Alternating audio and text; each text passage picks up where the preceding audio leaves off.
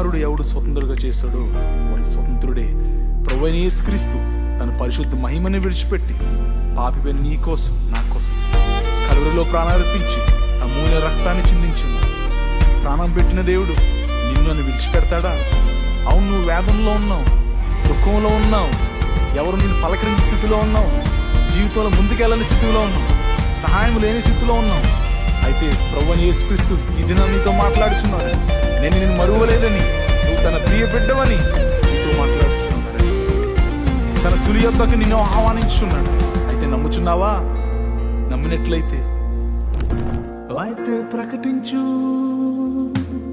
విడుదల పొందియున్నానని, విడుదల పొందియున్నానని, విడుదల పొందియున్నానని. యేసు నామములో